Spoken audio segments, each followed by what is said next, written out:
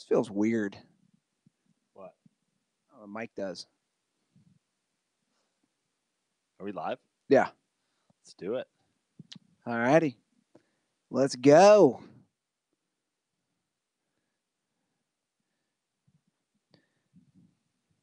Lakers have to win this game. Yeah. What are they, 2-5? Yeah. I said they had to go. They had to start 10-10. That was my thing. All right, let's do it. Welcome to the Dirty Sports Podcast. I am Andy Ruther, coming to you live from the Smut Studio on this Halloween evening with my co-host, Joey No Chill Prano. Hello, Andy. I like that your couch is dressed up as the coach's couch in the Rams locker room. Did I go overboard on the pillow? That's a big pillow. I feel like there's a wall between us. Like he's like, we're gonna put up a wall. Ruther's gonna pay for it. It's the biggest wall. It's gonna be a great wall. There's gonna be Rams on our wall. It seems like a comfortable pillow. It's very soft. It's very comfortable. So here's what happened. It's ginormous. Imagine somebody sitting on that seat with that pillow there. Well, obviously the pillow would be moved, but there was too much space between me and you. Yeah. Agreed? Yeah. You had said it does. I'm looking at the screen. It does not do it justice how big it is. Well, then it's fine. That's all we care about, right? Yeah, that does it justice. When I turn it sideways. So basically, I wanted to get something. And also, we're gonna have to move. We're gonna have to move this Mets pennant up here because look at this. What are we? A Rams podcast? Yeah. Okay. Just Rams on top of Rams. Okay. I mean, we get it. You love Jared Goff. Well, first of all, we're gonna have to.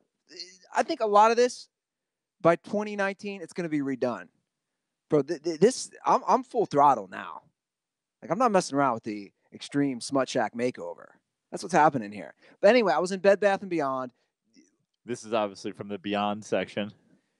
Dude, the workers there lost their shit. I went in to look at cabinets for my bathroom, and this was randomly out of place. And it was so soft. And I go, oh, yeah. And I grabbed it, and like a worker goes, where'd you get that? I go, in your store? And she goes, where? I go, I just saw it over there. And the other worker goes, do you see his thing? And she goes, are you sure you got that in our store? I went to the Beyond section.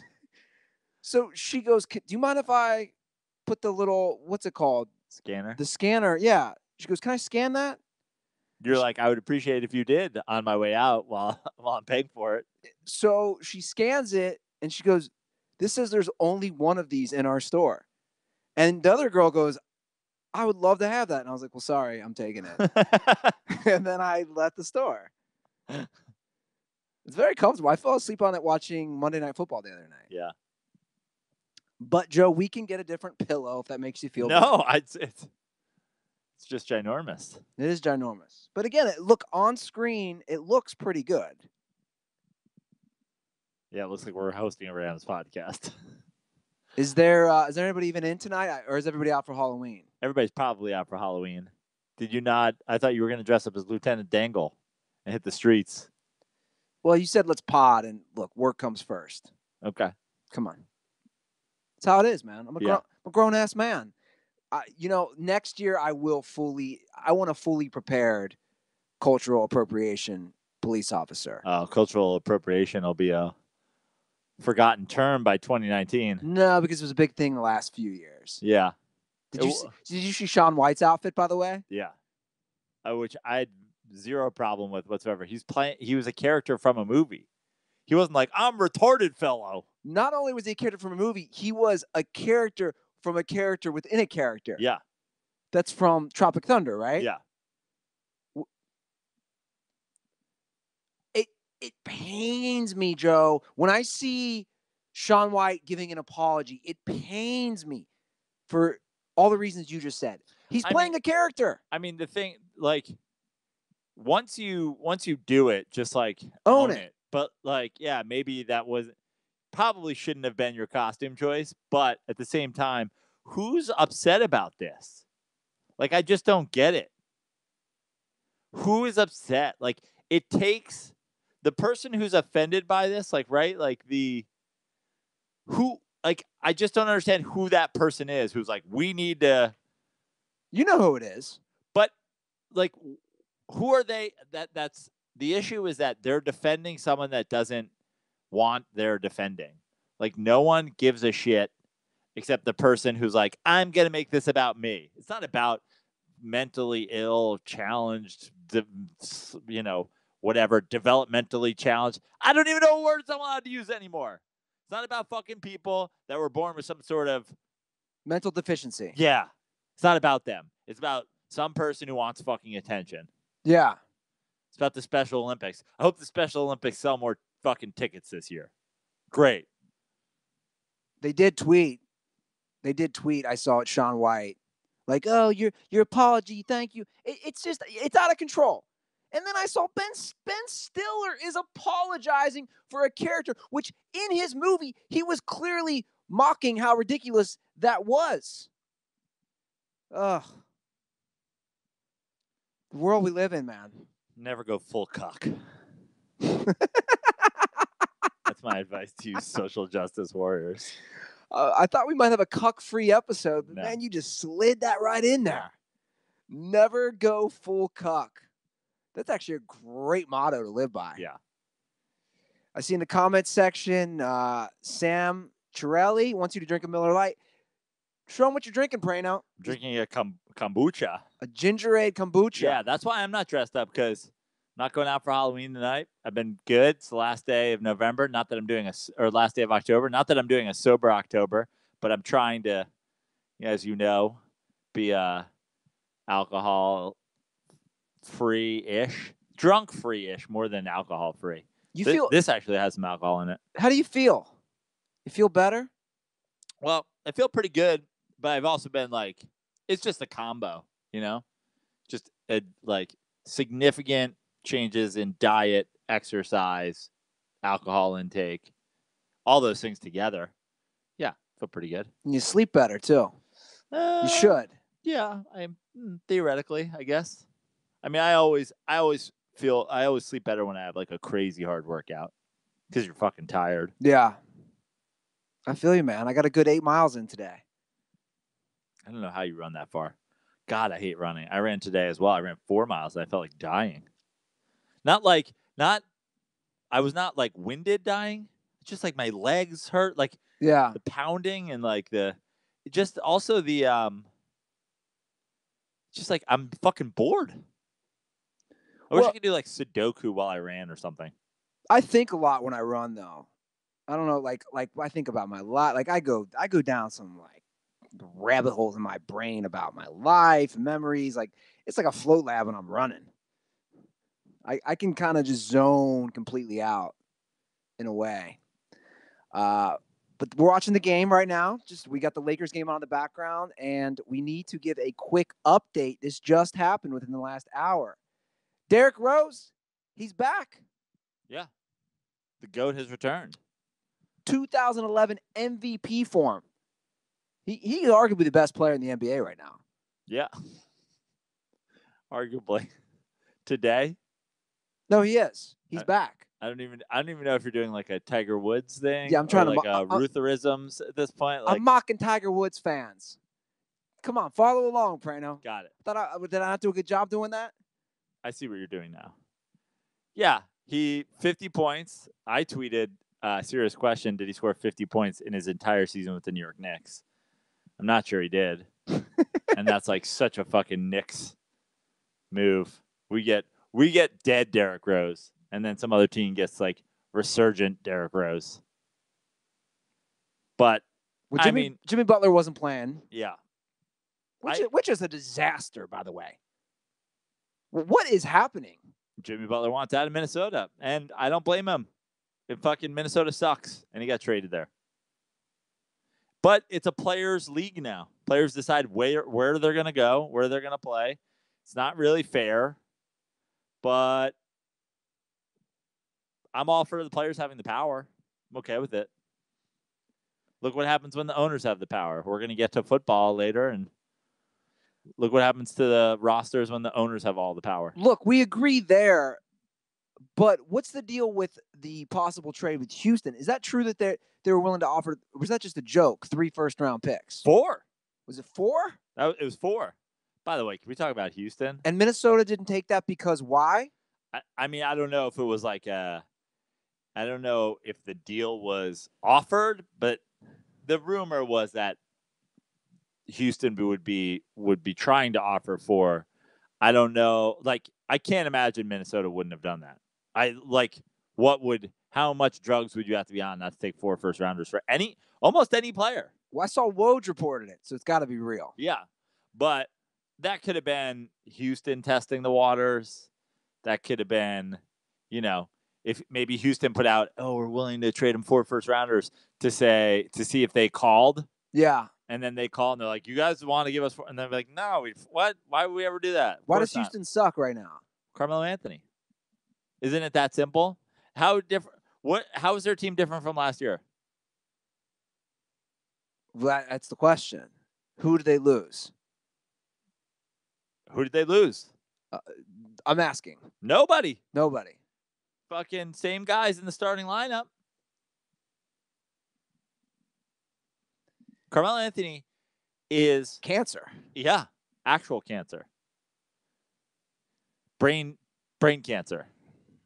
He's brain cancer that you didn't find for 12 years. They're like, it started in your brain, but it is everywhere. Like, where's everywhere? Everywhere. You have it everywhere. You are cancer. You're more cancer than human at this point. This is not a coincidence, right? I was just gonna say that.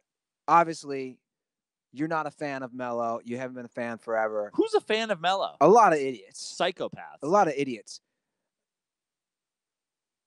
But you kind of have a point here. I mean, I've had a point for a decade. Let's look at where he's gone. The Knicks had one good year, lost in the second round of the playoffs. Nothing happened in OKC. He goes to a team that, what did they win, 67 games last year? Yeah. Close. Yeah. Whatever, give or take a couple games. They were the best team in all of the NBA last year. Right? You still battling Rutherisms? No, I blocked him on all accounts.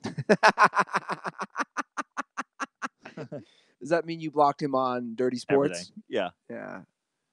Because at one point, he literally replied, the best team in basketball is the one that wins the title. As for every other sport, I don't know. Like, his argument had just started falling apart. I was like, I am a Giants fan. The 2007 Giants were a better team than the 2007 Patriots? Does anybody think that? I'm a Giants fan. No. Nobody thinks that. They just won the championship. Yeah. Well, anyway, obviously there's truth going on here with Melo being a cancer, just a straight up team cancer to anywhere he goes, and it's showing. You got to get that? I just got to reply to via text to say I'm on the air. Yeah, no worries. Is that Trump calling? Who's texting you? The president? Apparently's got things happening. Yeah, lots happening. Yeah, dude. They'll figure it out though.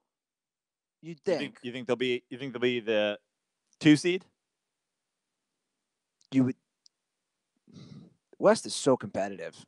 So competitive. Carmelo Anthony is cancer. They'll be a fucking. They won't be the 2 seed. No. I'm already willing to go out on a limb and say that. Simply because of how they're starting. Yeah, they're awful. I'm looking at all the teams. Obviously the Warriors are really gelling right now. They're top 3 dogs. I mean, the Warriors are playing crazy. So good. They're playing such good basketball. I mean, Klay Thompson obviously goes off, breaks the record, 14 3-pointers, 52 points. For the record, there was some stat where he dribbled like 5 times the whole game or something. He breaks that in 3 quarters. Yeah. Like, you know what I want to see the Warriors do? When like him or Steph or KD has one of these insane nights, dude, just let him go. I want to see Klay put up 80. I want to see him make 20. I want to see Steph make 20 3-pointers. The thing I don't understand is why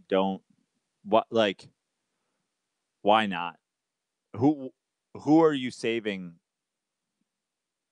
in this situation? You're saving them from getting hurt because the other team like snaps and fights them. You're like, what? why are the breaks going on? Like, why wouldn't you let somebody go for a record? Why wouldn't you you could take everybody out? Why don't you just leave Klay in? I agree. Leave Klay in. See if he hits 20. This happens every time. Why? I like the idea of not running up. You already ran up the score. Yeah. You won by 40. You ran up the score the minute you stepped in the court. You're the Golden Yeah. State Warriors. Yeah. I'm not sure why Kerr does that. I almost feel like it's almost less genuine than just letting him do it. I think it's kind of it's almost like a bullshit. Oh, we're not going to embarrass him. I would be so. But you're going to embarrass him. You're going to go up 35, and you're going to keep going until Klay gets 14 because that's the record. But you're not going to go up 50 and let him get 20. I agree. I would be bullshit. So mad.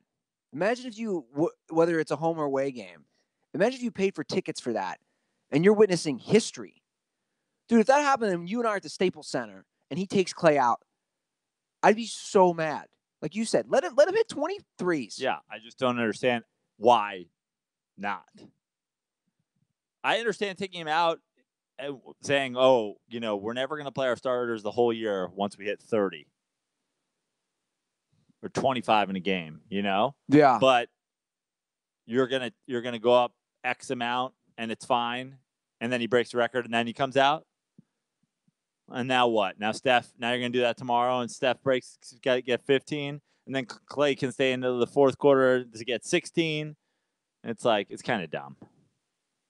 I get managing their minutes, but the beauty about managing the Warriors' minutes is they should do what Pop did, but instead of having the games where like Tony Parker and Ginobili and Duncan don't play, just like every single night, don't play one of Steph or Klay or KD. Just every night, just play with two of them. It's a good strategy. Why not? Wouldn't really affect the team. No. If you want to manage their minutes, which is why I assume you're fucking taking them out in the third quarter. You remember when they lost? Who they lose their first game to? Utah. Yeah. And people were like, "Oh man." I mean, it's stupid. They're the most talented team in the league by far. The most talented team ever. Yeah. In the history of basketball. No one compares. Yeah. Ever. Some people are freaking out right now. Who are like, but Ron Harper was the Parker defensive specialist. Sam Tripoli's fucking just lit a building on fire. It's going full fucking Project Mayhem. You know why? They won 73 games. Yeah. The best record ever. And then they added a top 10 all-timer in Kevin Durant.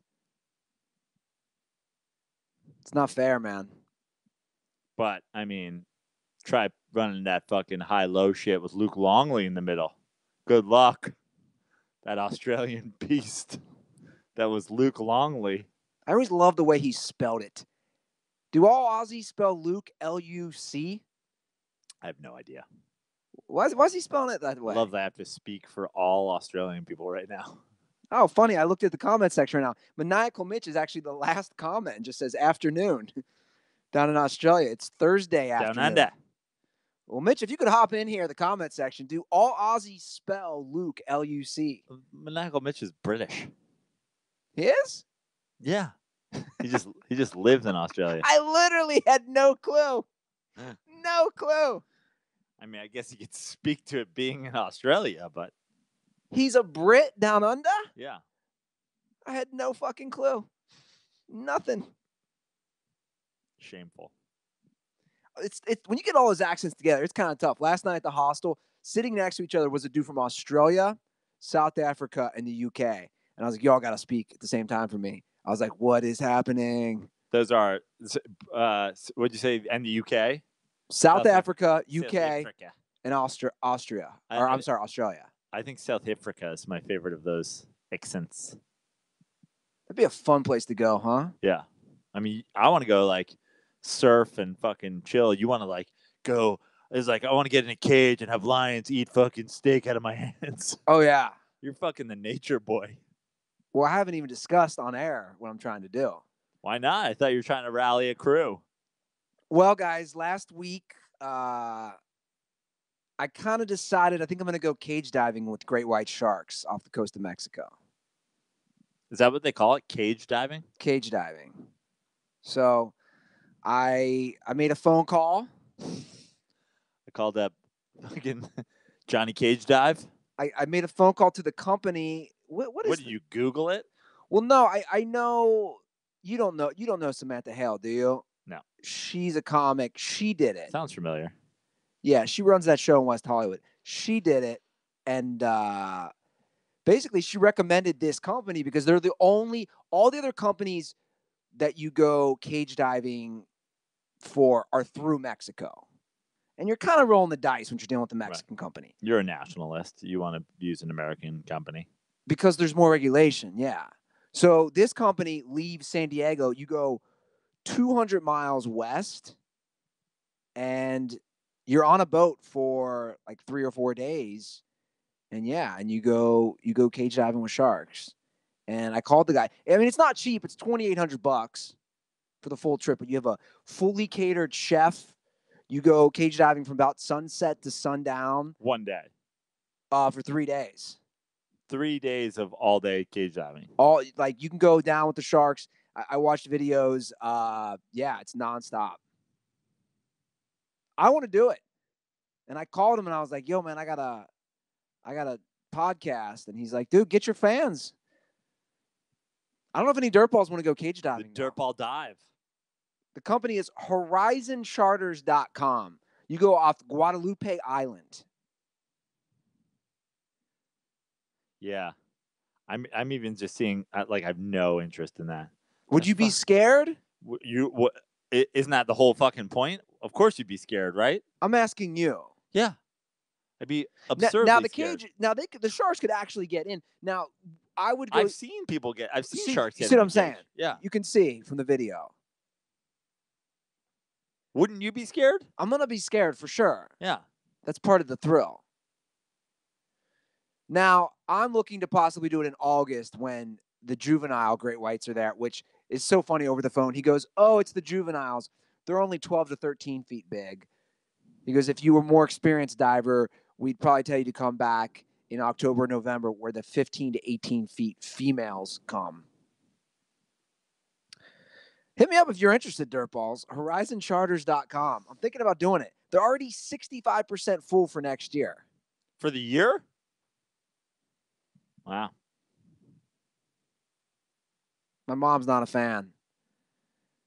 She's like, that's ridiculous. It's also a waste of money. Like, Joanne was coming down hard on that idea. Here's the great thing about it, and then we'll move on to some other sports. Here's the great white thing about it. Well played. It's a $500 deposit, which is refundable 90 days out. So that's the great thing about it. Well, no, I'm saying like that's a good thing. My point is, if I put $500 down next week, I have until May of next year, like to rethink spending $2,800 to get eaten by a shark. Yeah, man, exactly. I would do a whole thing about it for Dirty Sports. Like, I would bring down a GoPro. What you should do is convince your mom to somehow come with you, and that's a show. Oh, she would never do it. Never do it. My mom doesn't even go out in the ocean out here. She thinks if she goes in the ocean, like where you and I live, a shark's just gonna. She's one of those people. Well, I mean, we've had this discussion. These people with sharks. I mean, you surf. It's absurd. Anyway, speaking of absurd, can we talk? I'm looking at it right now. Can we talk about Sammy Sosa's Instagram? You're obsessed with Sammy Sosa's Instagram. I'm obsessed with Sammy Sosa. The fact that he not only has turned white, he is the most. What is it? What is his bio? So ex-jardinero derecho dominicano de las Grandes Ligas de Baseball. That's Major League Baseball. We don't know. Real quick. Mi nueva cuenta. Let me explain. Let me explain everything. We don't know if this is actually his. It's not verified, but this is what happened. Last week. Looks like it's him. I think it's him. I'm pretty sure Mi nueva cuenta is my new account. Right? Yeah, so he's an extraordinary Dominican baseball player of the major leagues. Extraordinary? That's not what ex-jardinero means. I think it is. I think that means ex something. Oh, ex-Dominican baseball player of Major League Baseball. My new account. That's what it means. So last week, thank you to our friends at Black Sports Online, which I check every night before bed. You love mocking Black Sports Online, but you're an actual user of Black Sports Online. I'm both. You follow Black Sports Online. I legitimately read Black Sports Online when I go to bed or before bed and when I wake up. I'm taking a shit. Black Sports Online is a great guilty pleasure. So You're like the chick who reads Us Weekly. Yes, with Black Sports Online. Yeah. I love it. So before bed, actually, I texted you and I was like losing my mind. I said, look, Sammy Sosa has an Instagram account. You guys can go to it. It's the official Sammy Sosa. Now, it's not verified, but it just popped up last week. And I started scrolling through the pictures. They're fucking amazing. He's only got like 15 pictures. We just started last week, right. October 23rd. The first picture is of him next to a computer. And he's got the white girl hashtags. It's all in Spanish for the record.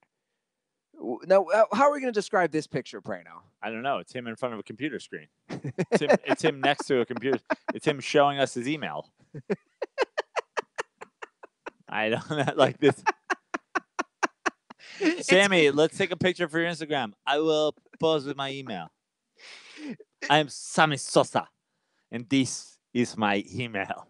It's an interesting picture to post on your very first Instagram post. He's from the Dominican Republic. He's showing off that he has electronic mail. Yes. That's what he's showing. If, like me, you come to America and become millionaire, you too can have mail electronica. You guys should pull this up. Again, it's the official Sammy Sosa. It's just his outlook. Like, what the fuck is happening? I know. It's just his outlook. So that's the first picture he poses.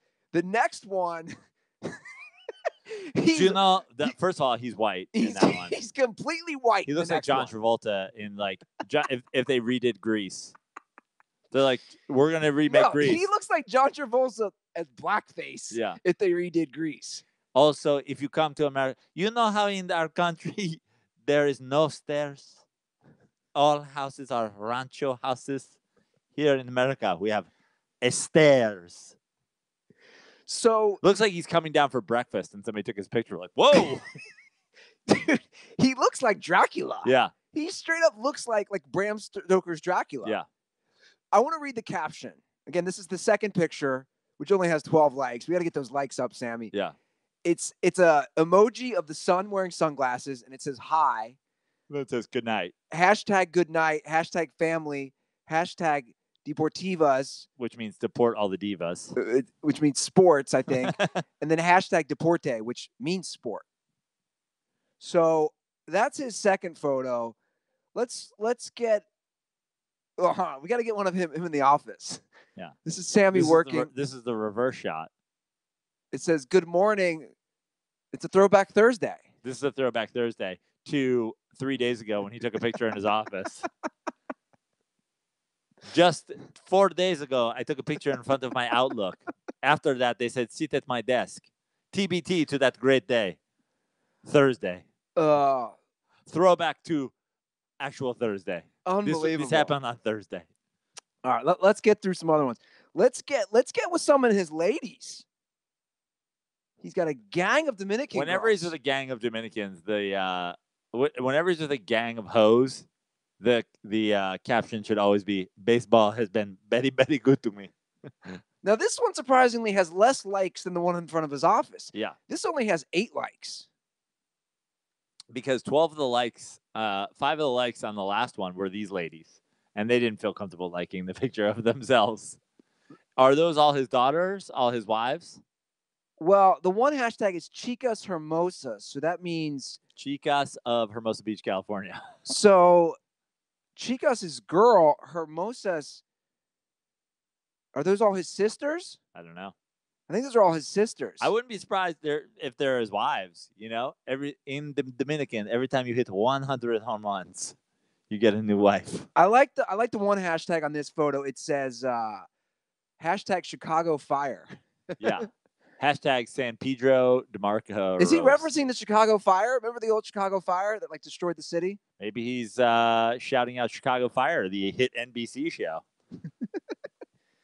All right, let's move through some of these.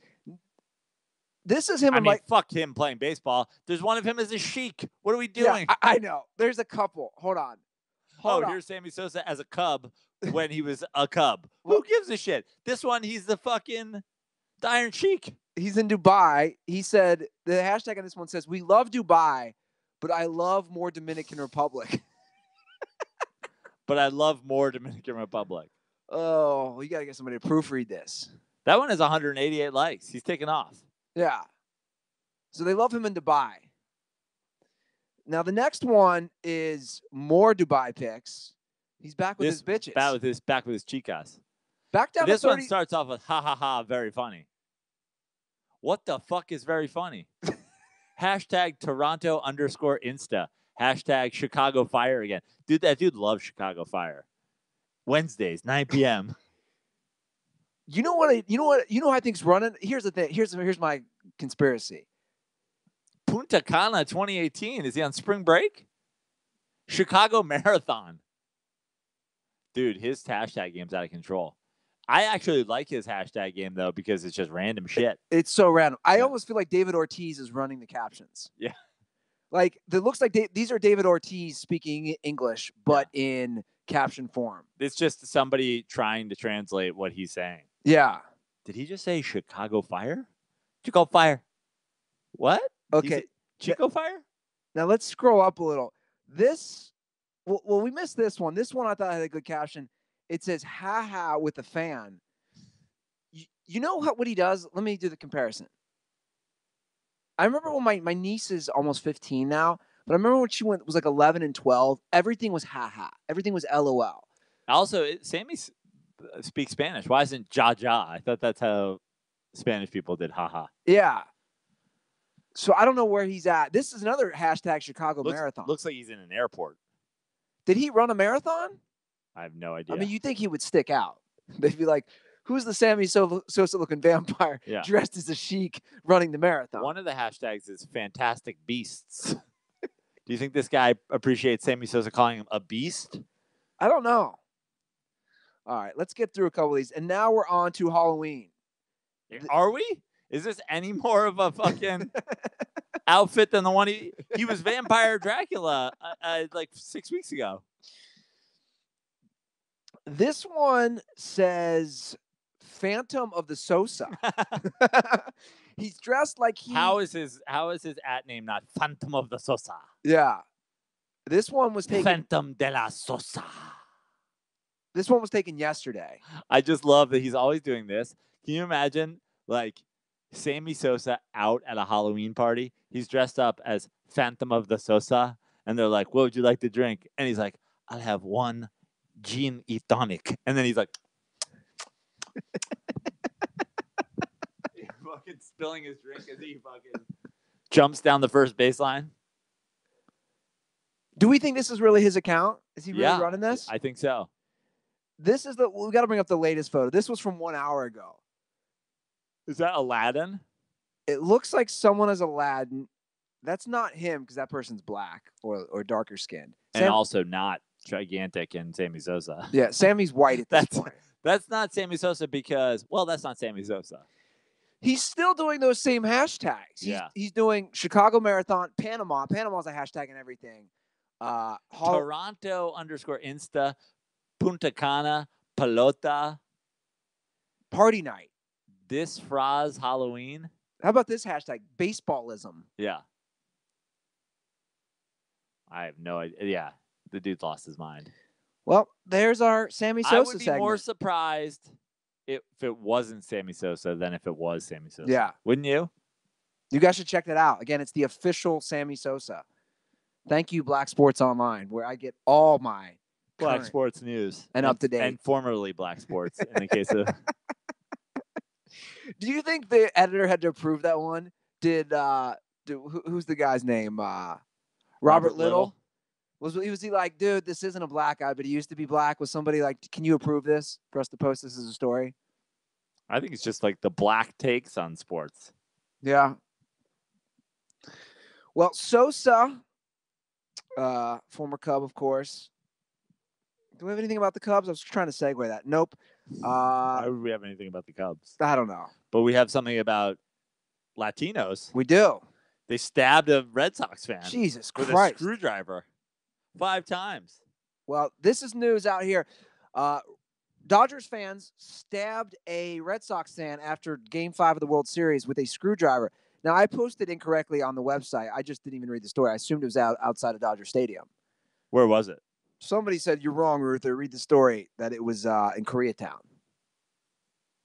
Thank God it wasn't a 7-game series, huh? Yeah. One for each game. Guy might not have survived. Stabbed with a screwdriver. That's some prison shit, bro. That's like Oz. Who's bringing a screwdriver out with them? Apparently Dodgers fans. I mean, I got to say, that's pretty Dodger fantastic to not go to the game. You care so much that you don't go to the game and you let your stadium get taken over by Red Sox fans. But you do care enough to stab somebody over it. Yeah, that's where I'm confused. You leave the game in the 14th inning because you have to get to bed. But the same token, you are stabbing someone. Although the Sox people you jersey. accused of staying It's a good point. and leaving, they're probably the ones that did the stabbing. It's a good point. I hate to agree with me. No, I hate to like racially target people, but I have a feeling it was Latinos that stabbed him with a screwdriver. Yeah, it was. I don't think Joe Schiavelli was stabbing anybody with a screwdriver. It was just like I'm racially profiling that it was white people who left the game early. Yeah. We can make assumptions here. This is going to sound awful. I'm just going to say it. When I saw the story and then you see the picture of the guy in the hospital, like he's beat up to hell. He doesn't remember anything. He woke up in the hospital. The other part of me is like, fuck Boston fans. Does that make me a terrible person? Yeah, I think so. When I watch, I let sports get me upset sometimes, but never that upset. And what's funny, I'm not justifying it. No, but what I find interesting is like, how little life do you have to have? Like it really, because I get like, I'll get upset about sports, but not like that upset. And then I am like, all right, just kill yourself for caring that much. Yeah. You know what I mean? You're not a part of this team. They don't care about you. Eli Manning's not stabbing anybody for me. Yeah. Ryan Fitzpatrick's not fucking having arguments about how great a comedian Joe Prano is. Like, they don't care that much. And like, me getting upset about sports is like letting it ruin the next half hour after a game's over. I don't know, man. You were pretty upset when the Mets lost in the World Series. Yeah, that ruined you for a couple days. Yeah, but like, first of all, to a point, I didn't stab anybody over it. I'm not saying that. I'm just saying emotionally. Yeah, it affected you. But geez, I'm saying it's affected me too. Yeah, not violent. I would never get violent with anybody. My point is, how little a life do you have to want to fucking? This is what you would have. Like, I've never cried over sports. I have. Your team losing? Yeah, as a kid, I cried sometimes. But yeah. I'm also way more emotional than you. I show my emotions. I have no problem crying. I mean, I cried watching Rudy, but like I'm not crying over a sports team. Yeah, but again, you don't. Maybe you cry. I don't know. I'll cry from time to time. Pull these clips. And pull them. I don't care. I don't know if you're crying. I'll cry from time to time. Sips his tea. That's delicious chamomile tea. Yeah, man, I have no problem crying. If it. We get it. You cry, dude. But that's what I'm saying. Don't cry right now. I'm not gonna cry right now. There's no crying in podcasting. I know the things that trigger me to cry. Let's just go on to the next topic. Are you uncomfortable? Slightly, but thankfully I have a gigantic fucking Rams pillow to keep your tears away. I have a tear dam. You truly do. That is a big ass pillow. I'll tell you what. You come over here. You ever want to take a nap? That pillow is clutch. Another violent news involving the Red Sox. Whitey Bulger. Dead. R.I.P. Now, when the story came out, They just said that he was beaten. Bro. Do we have more details? Was it by Dodgers fans? Did Dodgers fans beat Whitey Bulger to death? Eyes gouged. This is some savage shit. And it's from TMZ, so who knows the validity. I haven't updated this story. This is just from yesterday. This is what TMZ says. A prison source tells us Bulger, who is wheelchair bound. Dude, this is some fucking odd shit. I never watched a show, but I just assume something like this. He was in general population yesterday morning. He was approached by 3 other inmates who wheeled him into a corner that could not be seen by surveillance cameras. One source says the inmates beat Bulger, one with a lock in a socket as a weapon. God damn. A lock in a sock? Yeah. This is a fucking Dr. Seuss story. Until I will not beat you with a sock. I will not beat you with a lock. I will beat you with a lock and a sock and a rock. They beat him until he was unconscious. They also attempted to gouge out his eyes with some type of shiv, but were unsuccessful. He fell to the ground, bruises, and several dents in his head. Whoa. Why you got to bring me into this? Here's what they say. Apparently, the 1940s gangsters, mobsters would gouge out the eyes of witnesses who talked to cops. And we all know he was an informant. Right. So Whitey Bulger. Seems weird to kill him at that age. No, man. Dude, you know how, not that I know the prison stuff, but like I've seen enough. He is like the wet dream of a guy you want to kill in prison if you're in prison. What, just for like... Oh, yeah. The amount of cred, those dudes who killed him have so much cred in prison. In prison, though. You killed a guy in a wheelchair. Yeah, but their prison, like their societal, like how they live in prison, that's their world, right? That's like you getting some cred out in the real world. Come on, you've watched shows about prison. Yeah, I mean, I loved Oz. That's what I'm saying. But he was in there for a while. Yeah. Why did it take him so long to fucking corner the wheelchair guy? They probably guarded him pretty closely. Do we have the Black Mass trailer? It's here. Yeah. I love it. I love that that's his legacy. Fucking Johnny Depp. They captured him in 2011. Here's the thing. So people tweeted at us, and people were very disappointed that, we had a great ad campaign we did occasionally with Samuel Adams. I can't believe we didn't set up to play the Whitey Bulger. Well, here's the deal. Whitey actually, he left a voicemail. On the hotline? Dude, you couldn't believe this.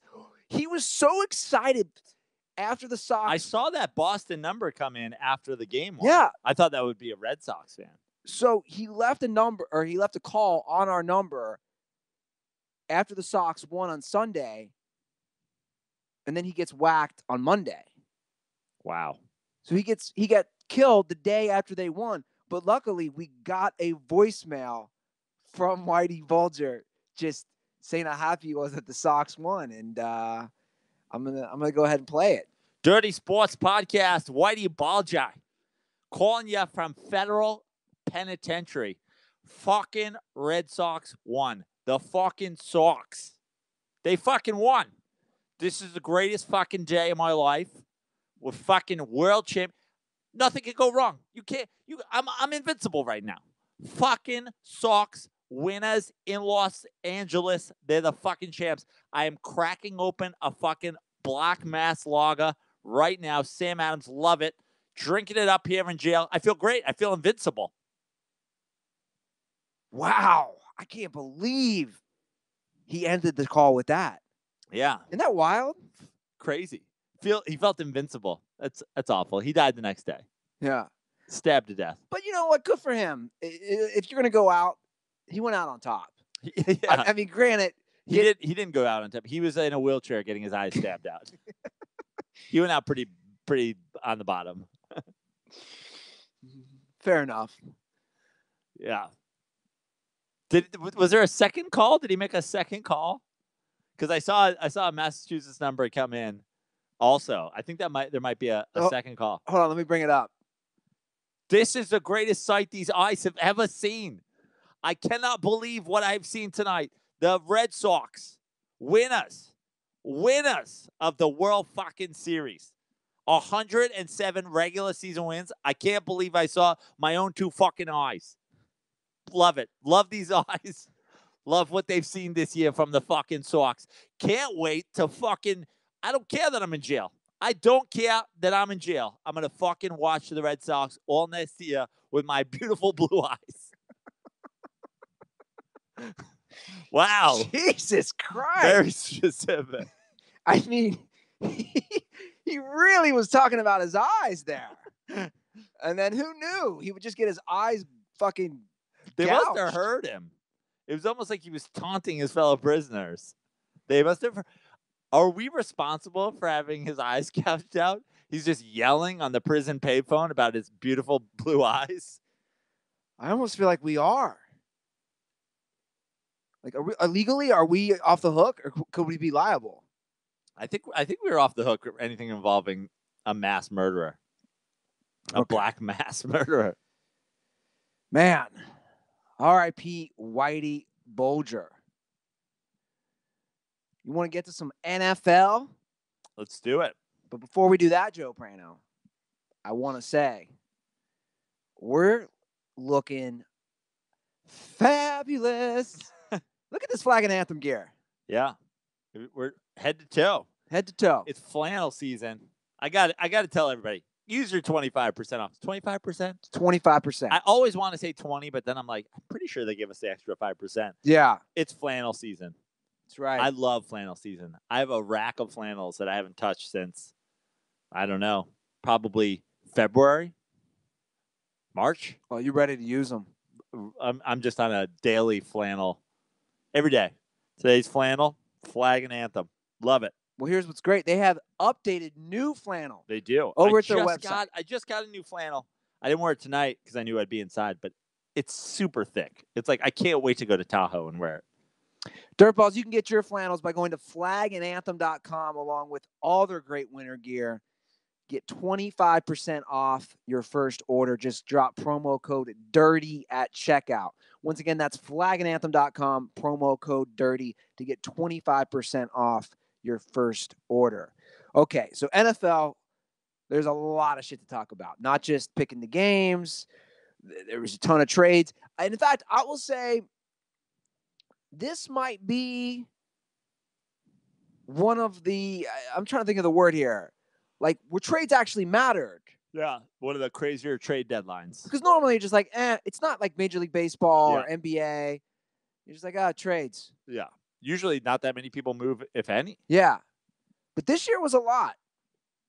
For a variety of reasons. Yeah. So I think mostly to troll Jerry Jones for giving a first rounder for Amari Cooper.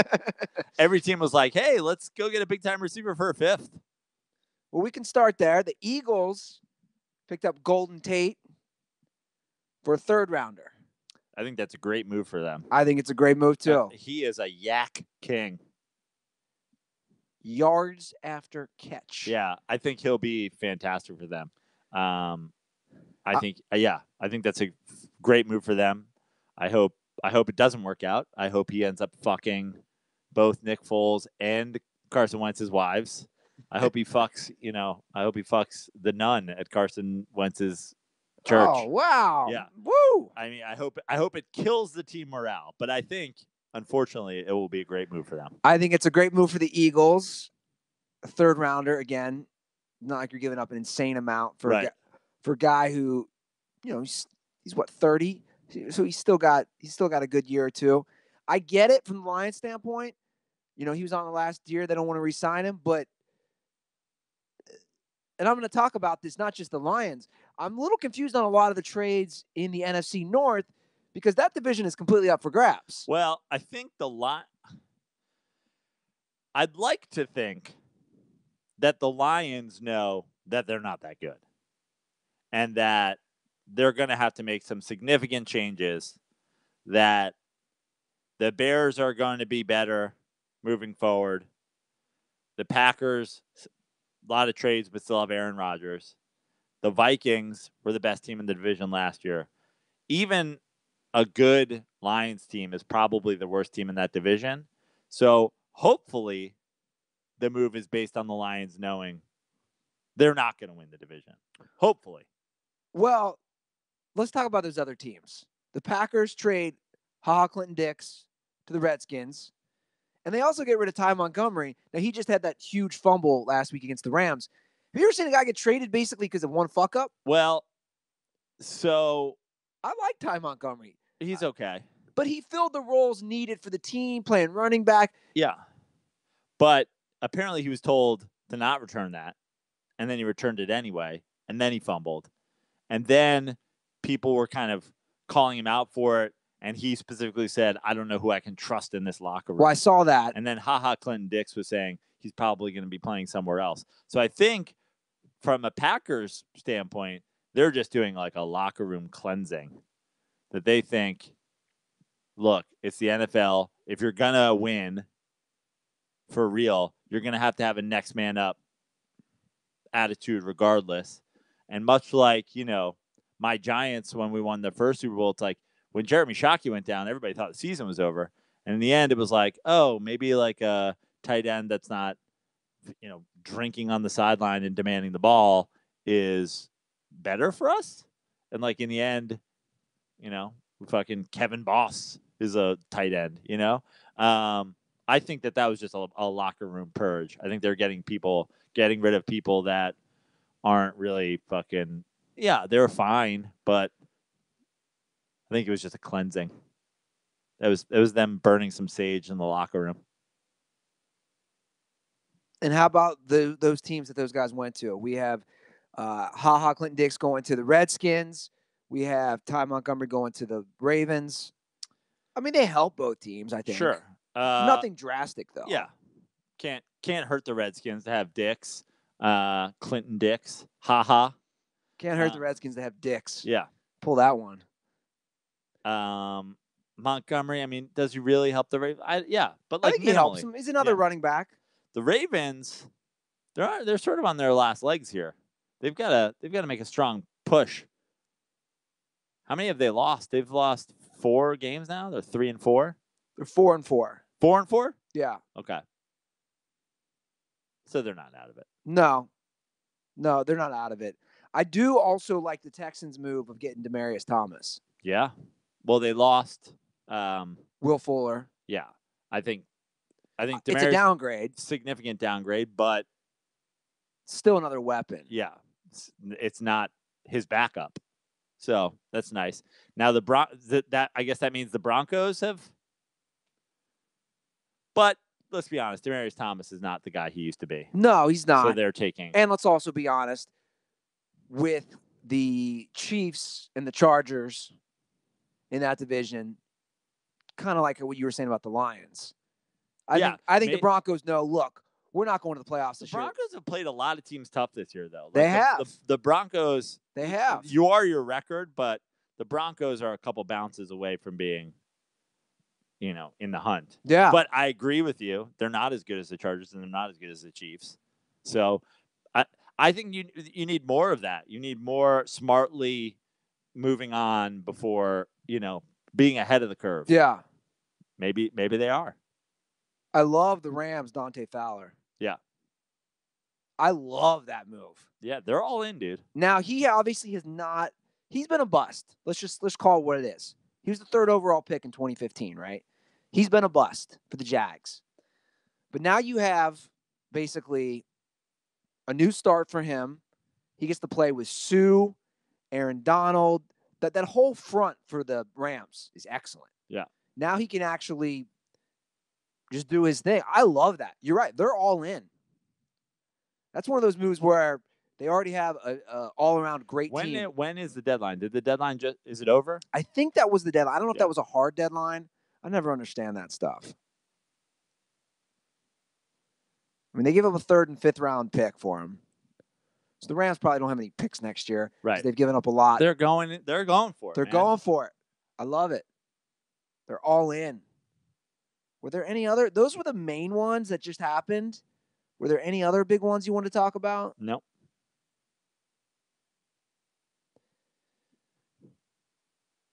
All right. Let's get to it. Let's get to some of these signings. We got to get to this shit. I woke up. I'm just gonna give a quick what happened. I see Barkley has signed with the Bills. And I'm like, are you kidding me? Matt Barkley, for everybody who doesn't know, didn't play football last year. In fact, Matt Barkley, the last time he played was the same year Colin Kaepernick played. Just so everybody knows. Yeah. So he sat out of football last year. Matt Barkley has played for 7 teams since he entered the league. It's pretty crazy to think. So the Bills signed him. There was a. Do you remember the season that he was at SC? And if he had come out, he had been the first overall pick After his junior year? Yeah. Yeah. And he stayed. So the Bills signed Matt Barkley today to basically be the backup now for Nathan Peterman, who's now starting because Derek Anderson is injured. Yes. So that's what's going on in Buffalo. Yeah. They don't give a shit about fucking winning. Well, no, they don't give a shit about winning. They don't, and that's why I went on my deep dive today. But who?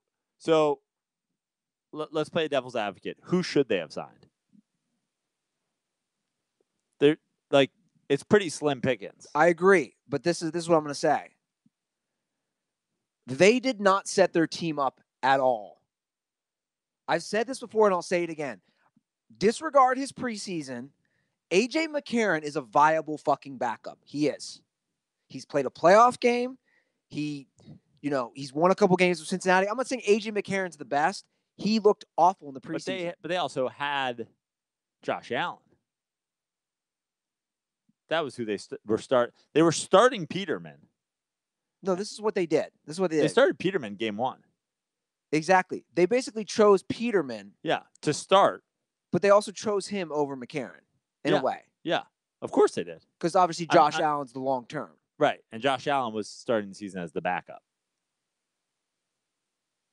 I'm just trying to understand Buffalo's rationale. Nathan Peterman is awful last year. Awful. I don't give a fuck what he does in the preseason. Preseason doesn't mean shit to me. I'm sorry. It just doesn't. It doesn't mean shit. That's why I bring up AJ McCarron. AJ McCarron's started a playoff game.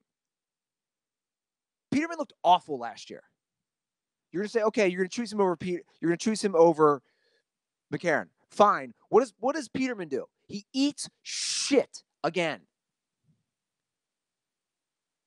This is where you're at, dude. This is where you're at. And you hate to fucking always bring it up. And I did a tweet today, which then, of course, I was battling people about the Kaepernick thing. But it's not about the Kaepernick thing. That's the one point I want to address. See, I think it's only about the Kaepernick thing.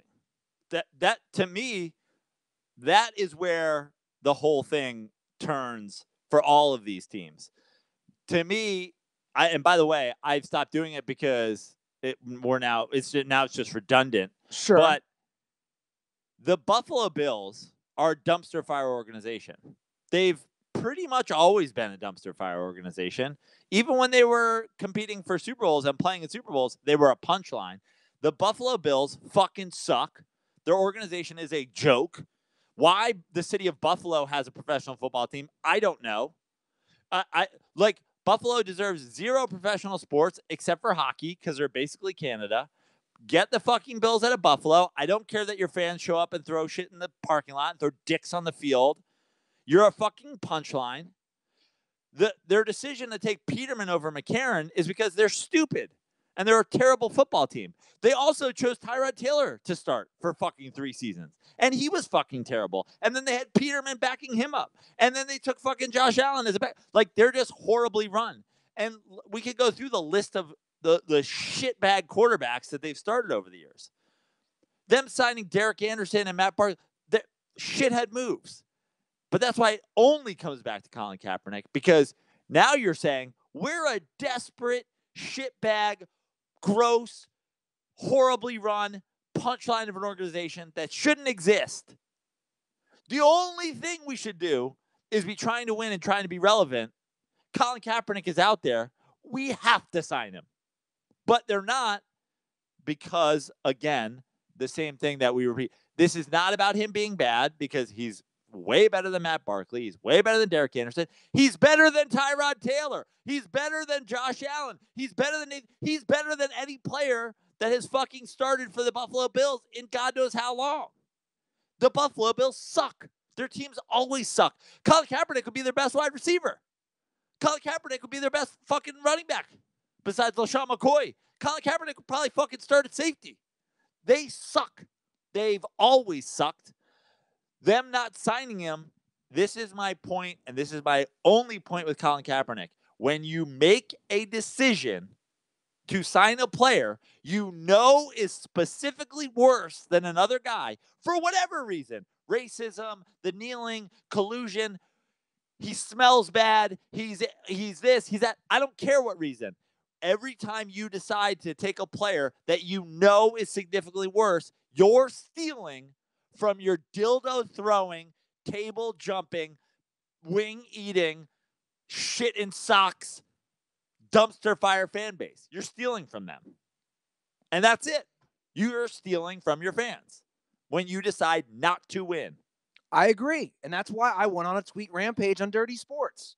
We have a lot of Bills Mafia people who listen to the show. You guys should be appalled and offended. You really should. And again, I know we're talking Kaepernick, but just in general, you should be appalled and offended that these are the moves you're making at quarterback.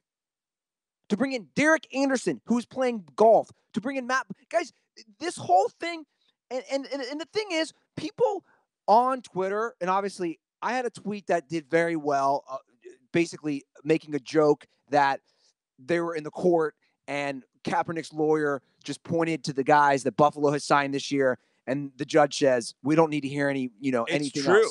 That's the truth, though. This is collusion. So I just want to read an exchange, though. I just really want to, because I hadn't gone down this like this until now. I always say, oh, Prano, like I pick my spots at times. Well, I did it today, and I went down. I just want to read this exchange that I had with the dirtball. Congrats, Nate. You made it on the show. Nate responds to my tweet. Just shows how terrible he must be then. Wrong. You're already wrong. Hold on. Let me just get through this.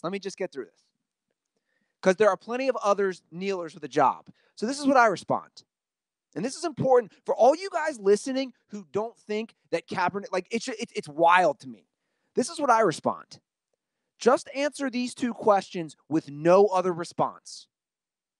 And the reason I did that, just so you guys know, I don't want to hear about the kneeling. I don't want to hear about the distraction. I just wanted him to answer these two questions with nothing around it. I wrote, is Nathan Peterman, Derek Anderson, or Matt Barkley better QBs than Colin Kaepernick? That was my first question.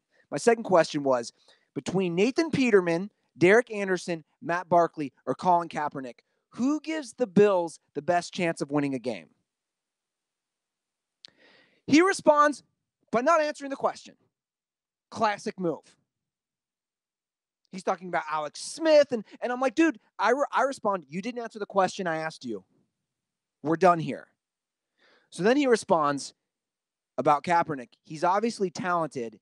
He's obviously not better than them, or he'd have a job. So here's what, I don't care at this point. I don't care about, you're wrong, dumb, and racist. That's what you are. You are. The end. It really doesn't have to be talked about. No, why am I racist? Because you're denying factual information for one reason and one reason alone, because you don't like Colin Kaepernick. Why don't you like him? Because he's black and kneeled. That's the only thing he did. Well, hold on a second. That's it. I'm not going to call him racist. I am. You can call him racist. What I'm going to say is this. He refused to answer the questions. Why? Because the answers don't fit his everyone listening story. There is no way that Nathan Peterman, Matt Barkley, and Derek Anderson are better quarterbacks. They just aren't. That's a fucking fact. That is a fact. Those guys fucking suck. They're not good. But again, hold on. I'm not talking about the kneeling, what he would cost. I'm saying take everything out of it. But you're arguing the wrong point. You're somebody that argues that they are better knows that they're lying. So for you to argue with that person that they are better, you're caught in a web of nonsense that, I mean, you talk about me wasting my time. You're literally, that's wrong. They're not better. Nathan Peterman, whatever. He came into the league. They thought they had something. They learned quickly they didn't. He's back. They're already committed to him. Whatever. Them signing Derek Anderson and them signing Derek Anderson was never a starter. Matt Barkley was never a starter. They're not good. Well, Derek Anderson was for a minute with the Browns. So was I. Okay. I mean, it was his best year. I think he might have even made the Pro Bowl, but Great. still. Okay. Did they play in the fucking Super Bowl? No, Did he get fucking $200 million contract because that's how good he was? I'm not saying he was good. I'm just saying. Right. He sucks. Okay. And the argument that he's better is wrong. We're just playing fantasy time. Let's play fantasy game where you live in a world where he's better. Well, I'm not coming to that world. I'm not coming to fucking Candyland. Okay? Well, I realize that. But so then what you have to get to the bottom of is what about Colin Kaepernick makes you, Nate, lie? Knowingly lie. What makes you do that? That's the question. And that's the question that you need to ask yourself about NFL owners and GMs that don't sign him. If you decide to take a lesser player, knowing that everybody knows that he's a lesser player, why? That's the question. And the answer is because he's the one who started the kneeling thing, and he was the one that was made an example of over the kneeling thing. And it's not even about the kneeling thing. It's about you don't get to do what you want to do in the NFL. We're in charge. You're not in charge. Oh, these guys all started kneeling? Well, we can't fucking suspend every single player, but we can start making an example. The next guy who decides that he wants to fucking talk about some shit or do some shit that we don't like, you're going to be the one that gets blackballed too. You're gone. It's simple. Anybody arguing Derek Anderson is better isn't a bad judge of football. They're a liar. That's it. They're a liar. They're lying for the sake of argument. Well, I agree. Because that's why I pose those questions. It's very... When you watch First It's very clear. When you watch First Take with Skip Bayless, right? And Skip Bayless... Well, I don't watch it, but okay, anyway. Whatever. If anybody does. Because I see the clips people post on Twitter. When the Cowboys are playing well, and he says, I think Dez Bryant might be the best receiver in all of football. He's not. He doesn't believe that. He's entertaining. He's saying something to rile people up. He doesn't believe it. This is what you're doing if you're arguing Kaepernick. Anderson's better than Kaepernick. Barkley, Whedon, Castle, fucking Chase Daniel. Any of them. I have a full list. Any of them. You're wrong. You're lying, and you know you're wrong, and you're lying. The end. And then the question becomes, why are you lying? That's why I don't have a problem calling you racist, because that's why you're lying. Well, he wouldn't answer the question. And then the guy you're arguing with who's got a fucking police badge in his thing, why is he lying over Derek Anderson? Because he's a fucking cop. And Colin Kaepernick wore pig socks. This guy got fucking trolled by socks.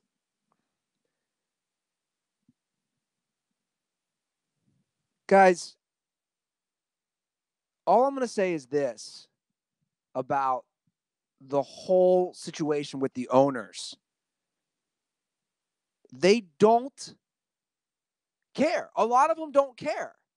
That's why I said this goes beyond Kaepernick. I went through today, and I spent the time. I looked up all 32 teams' backups. Now, I understand there's only a limited number of good backups. However, it blows my mind. We talk about, the owners care. Well, the owners don't care. This is where it comes full circle. You say, the owners don't want to sign anybody because he's going to hurt and fans are going to boycott. You know who doesn't care? The fucking owners. And also, it's been proven not completely untrue. Listen to these guys. I just want to read. Did you see my tweet when they said Rob Manfred couldn't figure out why World Series, Dodgers, Red Sox, premier teams, East Coast, West Coast, fucking for Ratings were down 15%. I joked, yeah, it must be all the guys kneeling for the anthem. Yeah. We've already proven all of the things that you're saying. He's not going to be a bigger distraction than Tebow ever was anywhere he went. He's not going to be a bigger distraction than Manziel. He's not going to be a bigger distraction than T.O. He's not going to be a bigger distraction than Odell Beckham. He's not going to be a bigger distraction. And on and on and on and on and on. You think there's going to be more people around the fucking locker of Colin Kaepernick than there were around the locker of Jameis Winston when he was about to be suspended for sexually assaulting an Uber driver? No, there's only so many people covering each team. And that person had all of the fucking press around them. It's fucking stupid.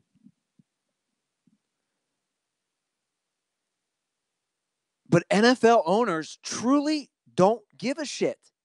They don't. Let me just read this off. And that includes, it's not that not only do some of them don't give a shit, they're making a lot of the wrong fucking moves. Even here in our Los Angeles. The Rams have a great team. Phenomenal team. Joe just said they're going all in. You know who the Rams' backup quarterback is? Sean Mannion. Dude, Jared Goff's one injury away from the Rams sucking. I'll just be honest. Sean Mannion. My argument is, why do more teams not try to get a sufficient backup? Because there aren't any out there. Well, there's some. But there's some. But there's not that many. That's why, and I hate to bring it back as we always do, that's why Ryan Fitzpatrick is a good quarterback. There are literally 30 teams in the league that would love him as their backup right now. One team has him as their starter because it's not easy to be a good quarterback in the NFL. Agreed. It's harder to be a great one. It's fucking nearly impossible to be elite. We're talking about 6 guys, 5 guys, 4 guys at any given time. We're talking about 10 that are great. We're talking about 15 that are good. You know what I mean? It goes from there. I know, but this is my point. There are not 64 good quarterbacks. This is my no. I agree. Do we agree with that? There's a limited number, but my mind literally was completely opened up when I looked and saw the backups, especially with teams like the Rams, who are great teams. You know, like the Chiefs, who are a great team. If Patrick Mahomes goes down, you have Chad fucking Henne. You have Chad Henne. If Phillip Rivers goes down, you have Geno Smith. Right? I mean, I talked about this last year. If Deshaun Watson goes down, your choices are Joe Webb and Brandon Weeden. If Ben Roethlisberger gets hurt, and he always does, you know who the backup for the Steelers is? Joshua Dobbs. Who the fuck is guys, my point is this. All this thing about all these guys want to win, do they? I'm just saying. I don't know who you signed. If you're the Steelers, who do you sign to back up Roethlisberger? Well, here's some teams with backups who I think could fill in. Obviously, Eagles, Nick Foles. Saints. But you would have said Foles sucked last year. No, I would have said he's a feasible backup because he's won. Again, I know the backup's not going to be as good, but even take the Saints. Breeze goes down. When I say a backup can fill in, I'm saying can they go 500? Right. I think the Saints can go 500 with Teddy Bridgewater or Taysom Hill. I think they can. I think the Pats can go 500 with Brian Hoyer. I think the Dolphins, and they've kind of already have gone 500 with Brock Osweiler. I think it's not that big of a decrease if the Jets go from Darnold to Josh McCown. Even the Browns, is Tyrod Taylor that different from Baker Mayfield right now? Is Jacoby Brissett's a good backup, in my opinion. But my point is, good backup on the Pats. He was a dumpster fire on the Colts last year. He was a decent player. AJ McCarron's a decent backup. But my point is, I think a lot of teams are foolish. Again, I got to give kudos to the Eagles. The Eagles could not have played it better last year. Do you agree with me? If Jared Goff gets hurt and the Rams had to fill in Sean Mannion. Probably the worst example, simply because so scheme heavy. Well, what about the Chiefs? Chad Henne. Completely, yeah. Chad Henne, at least he's a vet, but no, they're not going because the difference between Mahomes and Goff, like you're saying, Goff is not making those throws, but it's so scheme heavy that who knows? Maybe this guy, maybe it's Tom Brady. I'm not obviously Mannion, Todd Mannion, Phil Mannion, whatever his name is, isn't coming in and then being a Hall of Famer, but it's scheme heavy. No, Henne, their season's over if Henne comes in. That's what I'm saying. But, We're agreeing. Who backs him up? What about the Panthers? You know who the backup for Cam is? Garrett Gilbert. I don't know who that is. I don't either. That's why I'm asking. But there's not quarterbacks out there, man, or else they would have them. I agree, but even take let's look at Minnesota. That's why Kaepernick, that's why it always comes back to the Kaepernick thing. If you're out there saying he's not good enough to be in the league, you're a liar and a racist. Because he's good enough to be the backup quarterback on 30 teams, and he's good enough to be the starter on another fucking 7. You're taking Brock Osweiler right now over Colin Kaepernick for the Dolphins? You're stupid. You're dumb. We said that last year about fucking Jay Cutler. Should have won us $1,000 when I said it. It's blatantly obvious.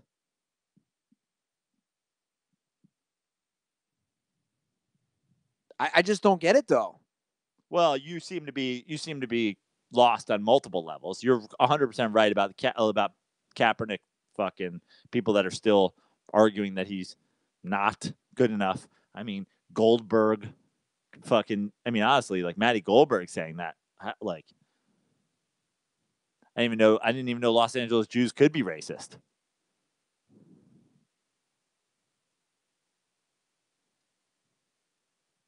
But then you're also just confused. There's just not good quarterbacks out there. It's hard to do, man. It's hard position to play. I know it's hard to do, but do you see my point?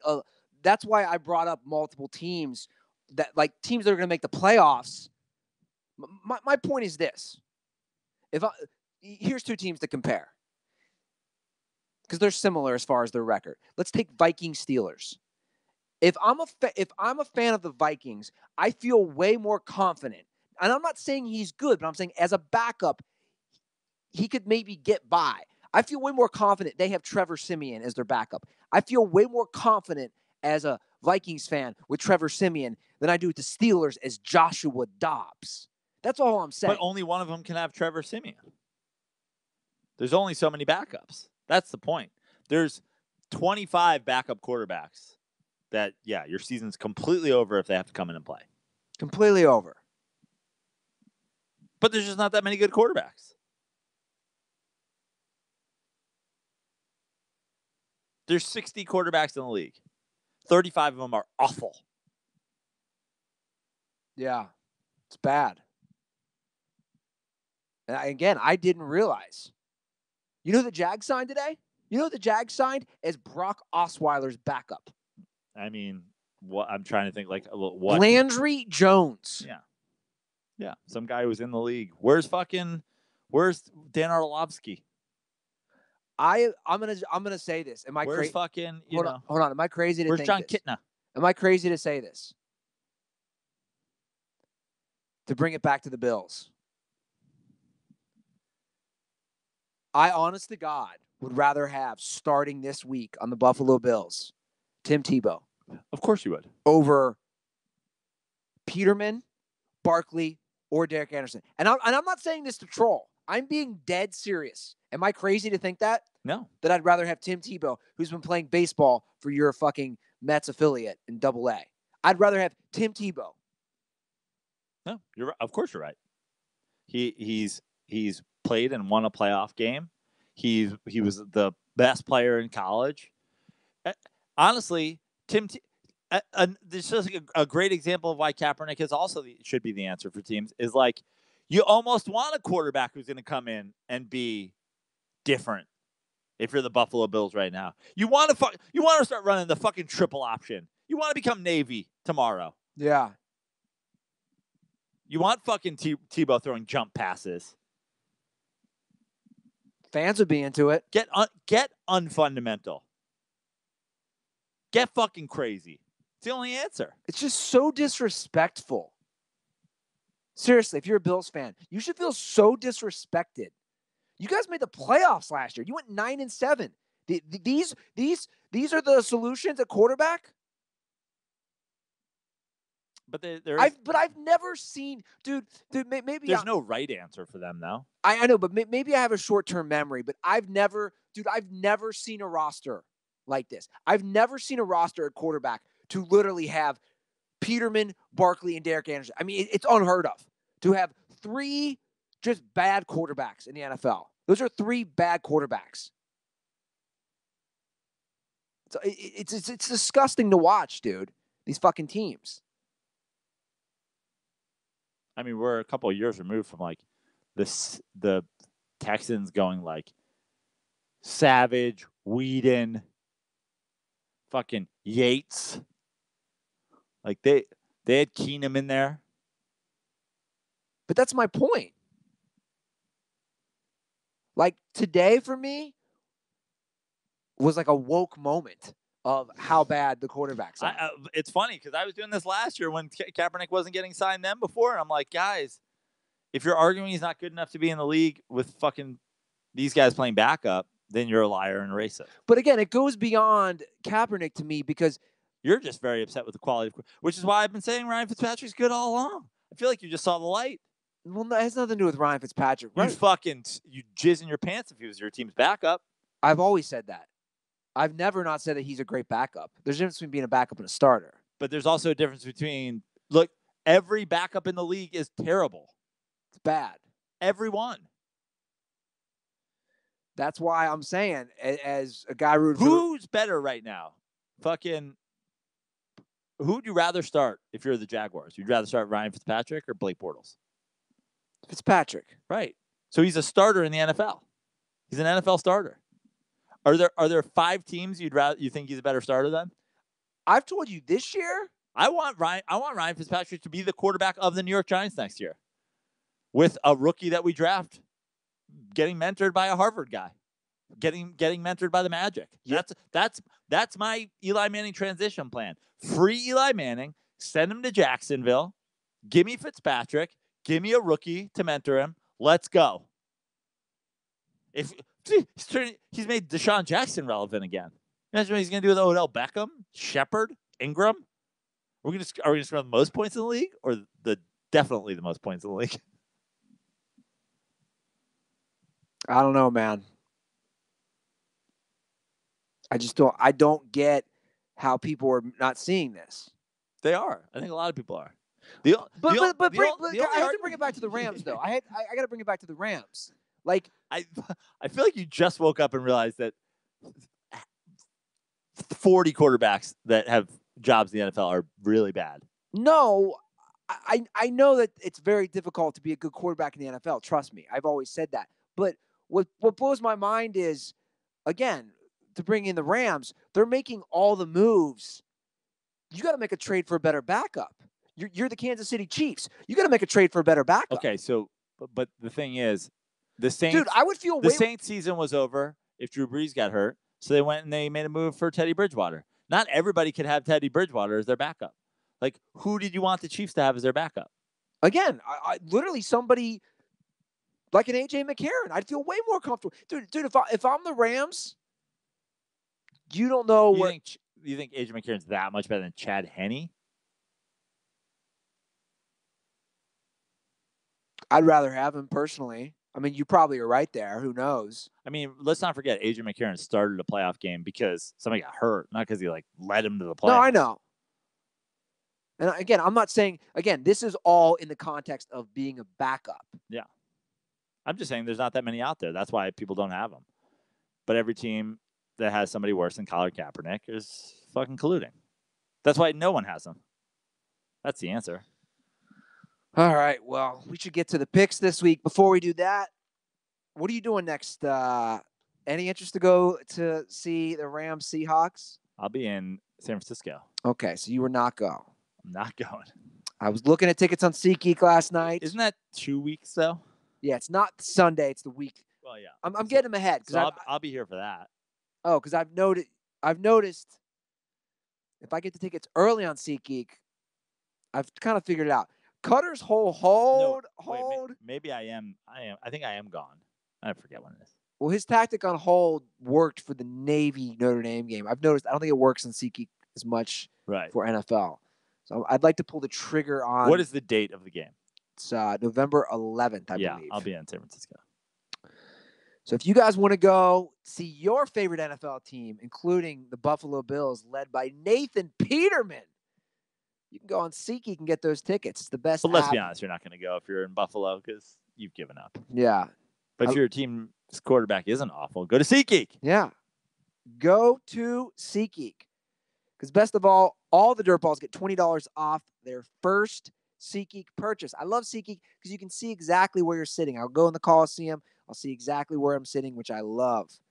Guys, just download the SeatGeek app and enter promo code DIRTY today. That's promo code DIRTY for $20 off your first SeatGeek purchase. SeatGeek, life's an event. We have the tickets. Okay. Let's get through this stuff, Prano. We have week 9. You didn't gain any points on me last week, dude. I know. I'm aware. So you're 9 points back still. I'm comfortable. 9 points back. I'm not comfortable, but How are you feeling? I'm not uncomfortable. I feel good. You haven't had your disaster week. I haven't had a big week. Hopefully they coincide. All right, so let's get to it.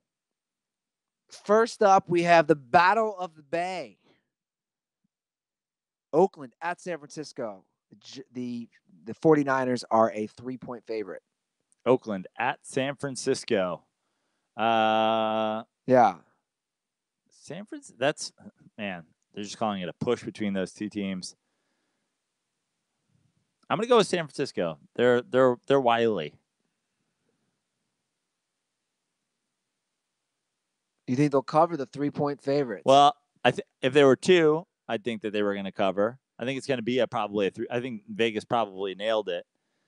It's a coin flip whether I think it goes. All right, I'm gonna go Yofu, the Raiders, just for a different pick. All right, Bears at Buffalo. Speaking of our favorite team, the Bills are a 10-point underdog. And by the way, I watched that Monday game. Guys, the Bills were in that whole game. Theoretically. They were never out of, but they also had no ability to score whatsoever. But that's my point. Yeah. What do you mean theoretically? It was 9-6 the start of the fourth quarter. Yeah, but they were never threatening to score ever the whole game. So, but my argument is, again, Tom Brady didn't throw one touchdown pass. They got a pick 6, their defense. That was a good game. I mean, the score looked a little lopsided because of that pick 6. All they were kicking was field goals anyway. Just saying. Bears at Buffalo. You're just saying if they had Adrian McCarron, it would have been a different story. Or someone of his caliber, yeah. I mean, he's the example you should, because they cut him. They let him go. I'm going to take the Bears. I think the Bills fucking stink. They've got Peterman starting. The Bears defense is good. I think the Bears offense will. I'm going the Bears. I'm going to go Bears too. I mean, I can't do all this and then take the Bills. I just can't. Bills Mafia. Fucking go terrorize your shithead owners. Tampa Bay at Carolina. Your boy Fitz is starting again. I'm going to take him. 6-point underdogs at Carolina. That's way too much for a division game. It's also way too much against Fitzmagic. Yeah, I'm taking Tampa Bay as well. I mean, fuck. People are on the Panthers now. Now I'm hearing lots of people do the thing. I've seen it. People are on them. I'm not on them. I'm not on them either. I mean, the idea, to me, the Saints are clearly the class of the division. Not even close. Not even close. I think I don't think the Panthers make the playoffs. And if the Panthers do make the playoffs, I don't think the Panthers win a playoff game. Which is, that's it. That's the standard, right? If you're a good team, you win a playoff game. Yeah. 2 years ago, Giants went 11-5, got the shit beat out of them in Green Bay. We weren't a good team. We were an okay team. Our defense was good. We weren't a good team. We had a good record. I think Carolina does make the playoffs, though. Chiefs at Browns. You think, hold on, I have a question for you, though. Do you think two teams make it from the NFC North? No. You don't? No. I don't know. I'm ready to sell on the Packers, man. Why? They played the Rams tough. Montgomery doesn't fumble that football. Packers might have won that game. I agree, but that's a game they have to win. I mean, they're 3-3-1. I don't know, man. If they play that way against the Rams, well, we'll get to it then. I'll wait for the Monday night pick. I also think like I'll remember that when we get to the Monday night game that you're selling the Packers. They were coming on a bye. Yeah. Off a bye, I should say, and they were ready. Their defense played way better than I thought, holding the Rams offense in check. I don't know, man. I'm not sold on them. All right, Chiefs at Browns. Chiefs are 8.5-point favorites. I'm taking the Chiefs. Yeah, but we're not gonna talk about this much, right? Did Hugh Jackson get fired after our last episode? Yeah, a lot of people were disappointed about this. A lot of people are stupid. No, dirtballs. Oh, disappointed that he got fired because we can't make fun of him. I mean, we can still make fun of him now. Now, whoever else is next is the next Hugh Jackson. God, how long? It's just now Greg Williams. But also they fired Haley too. Yeah. That to me was what? It's the first... There was some sort of crazy power struggle where they were beefing and then they fired both of them. Yeah. Like, you know what? You're both suspended. It's like your parents when you're fighting with your brother, like, you both go to your room. Yeah. Like, what? He started it. Yeah. I'm getting the shit beat out of me. What the fuck, Mom? We all saw that though on Hard Knocks. Yeah. We all saw it. But I've said it all along. Todd Haley's the only person in the organization who was saying fucking Hugh's a boob. He should be the president of football operations. He's the only person in here who knows what the fuck's going on. Yeah. They fired him? You should ask him who should be the next head coach. You should at least let him interview the next head coach. I'm confused because I saw a great tweet. Somebody said even Hugh Jackson's tenure ended in a tie. That's a great tweet. Yeah. Do you remember how good the Steelers' offense was with Todd Haley? Yeah. It took a minute, and he had some problems with Big Ben. I know they had issues the whole time he was there, but do you know how many points they would put up? And you think about the talent the Browns had, and that they should be scoring more points, and that Todd Haley saying he has a problem with the head coach. We know Todd Haley has the ability to have a good offense, so it's like give him a shot after Hugh's gone. Yeah. But the Browns are gonna Browns. We're officially done with the Browns, right? At this point, I can't even. What was the over/under in Vegas? 5.5? Yeah, I think so. I mean, there were so many people like, we're gonna go 8-8 this year. We're gonna go 9-7 this year. Browns are a playoff team. Fuck. I mean, the buyers of Baker Mayfield after one half of football after he relieved Tyrod Taylor. Trust me, he's better than Tyrod Taylor. Tyrod Taylor is not good at all. But,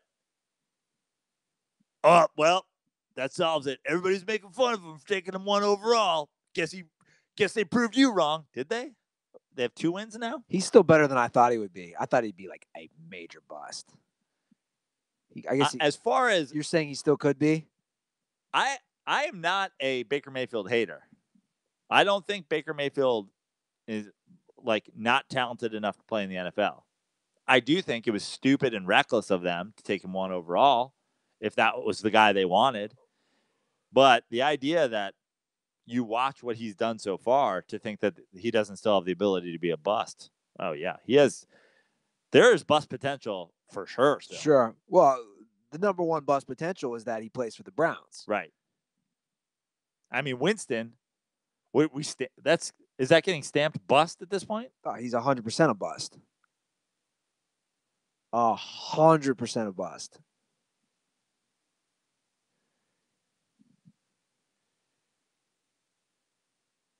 I mean, he'd still do better than Nathan Peterman and that fucking crew, that trio. Gun to your head right now. You have to pick a quarterback for your unknown roster. Mariota or Winston? Mariota. Yeah, I agree. But I've agreed all along.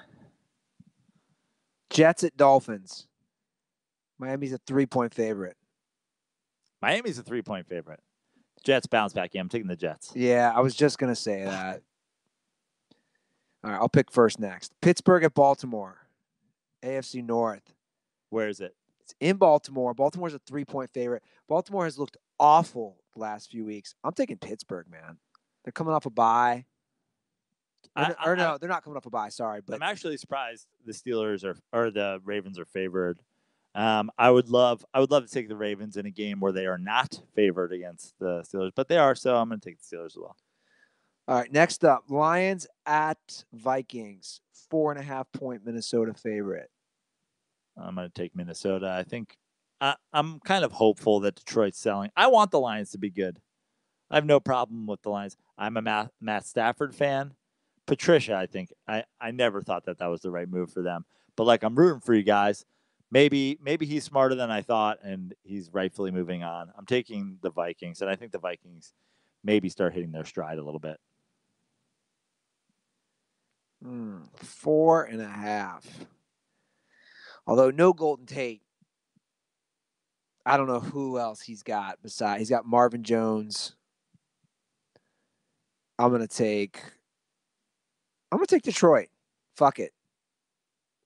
All right, Falcons at Redskins. 1.5-point Redskins favorite. Ooh, that's a little spread. Falcons at Redskins. The Redskins are favored by 1.5. Yeah. So here's the thing about the Redskins. I said before the fucking season started. I'm taking the Redskins. Great. That's perfect. I'm taking the Falcons. Okay. I said before the season started, the Redskins will be a surprise. Alex Smith will make them better, but they're not going to be 12-4. I'm not saying that either. Right. They're only what? A 1.5-point favorite? Yeah. Yeah. They're at home. The Falcons win that game. I think it's a close game. But it's only 1.5, so you're taking the Skins. Yeah. Houston at Denver. Denver's a point favorite.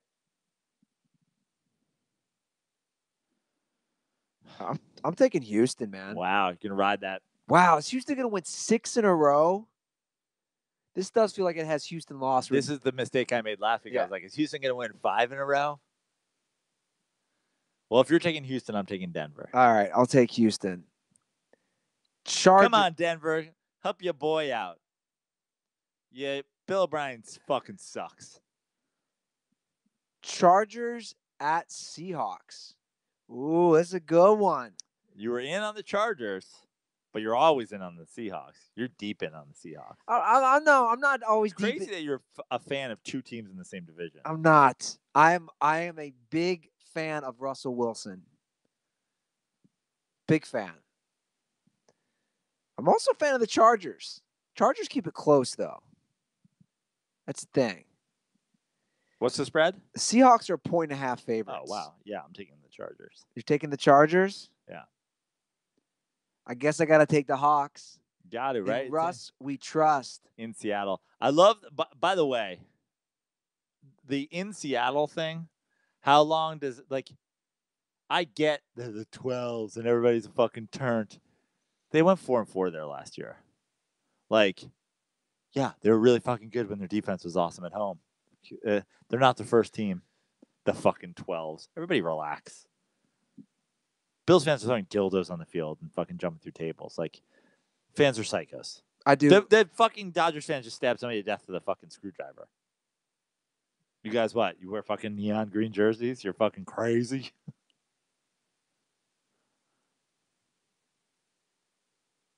Yeah, I don't know if they have a home field that big of a home field advantage, but I'm gonna go with the Hawks.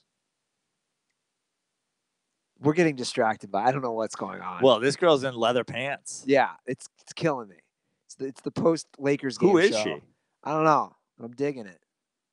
I'm not sure. I'm not sure I'm digging it. It's like they're not exactly flattering leather pants. You love that look. She's right up your alley. She's your weight class, huh? She's a little thick. You'd wrestle her. She is. That's my type of build. You know what though? The thing about her is, I think she's got a little meat on her. I think the camera and the leather pants aren't doing her justice. The camera adds 10 pounds, leather pants add another 10 pounds. She's probably fucking in fantastic shape. What's my weight class, by the way? What's that? I mean, you like them thick. I don't know. I like a little meat for sure. Yeah, I like a little meat. I don't like those skinny girls. Oh, models I find disgusting. Like that tall, skinny. Yeah. Ain't about that game. All right, Rams at Saints. Ooh, this is gonna be a fun game. Good game. The Saints are a point favorite. I hate to do this to your team. I already said it last week. I've been calling for a few weeks. I think the Rams take this L. I think they've been good in close games. You know what? Breeze at home in the dome. Goff again under pressure, man. He can get flustered, and I've seen it. I've been watching it closer. I could see a 10-point Rams loss. 10-point Rams loss. I want them to win. I will be rooting for them, but I think they lose, and they lose by more than one. I'm sticking with the Rams. Everybody's on. This is the Rams. Ooh. This is the Rams' week to lose. That the Saints and the home, the whatever. I think the Rams are really, really good. I think McVay's fucking fantastic scheme. I think that they are going to lose some games this year. But I think that what's likely to happen for the Rams is that they're going to lose some games that people don't think that they're going to lose. You Seahawks get them one game, or you're fucking, they lose some games that no one's expecting. I think they'll get up for this game. I think McVay will come out with some interesting shit for this game.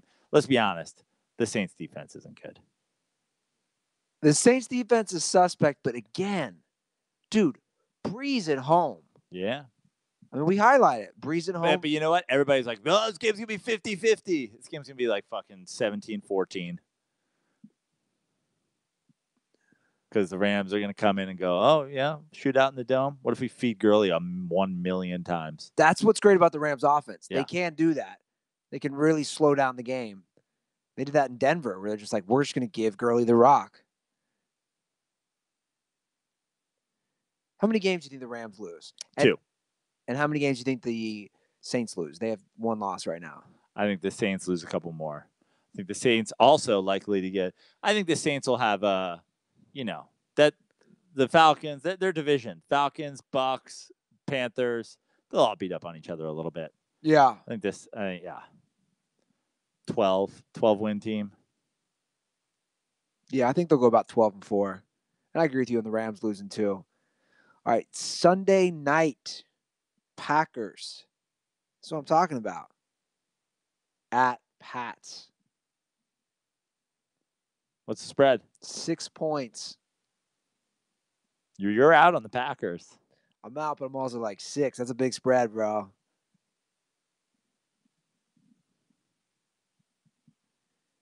Here's my thing. I don't like there's a few people I don't like betting against.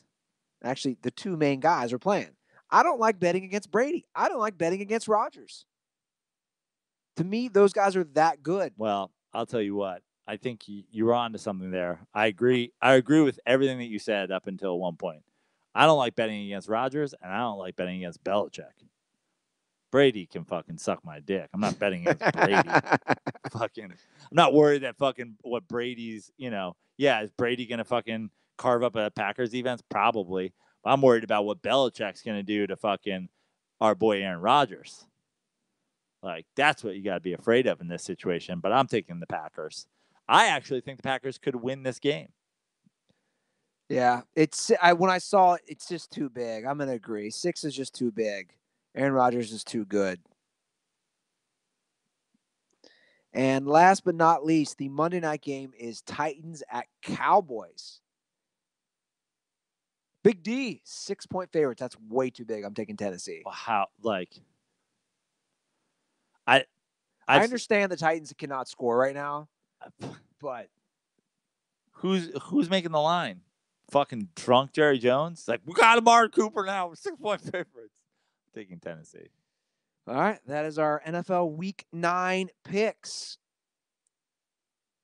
There's a big college football game this week, Prano. LSU, Alabama. Where is that game being played? The Bayou. Yeah. Let's see what that line is. Because you were all about it. It was a big line. It was like a fucking 14-point line or something like that. 10-point line. Dude, line... Didn't we already talk about this? Yeah, but that's what I'm saying. I want to see if it changed. It was 14.5. It opened. It was 14.5 LSU. And I said, put that money on our 14.5 Bama favorites. I said, put that money on the fucking Tigers. I mean, come on. What do we got here? Still 14.5. Bama wins. They don't cover.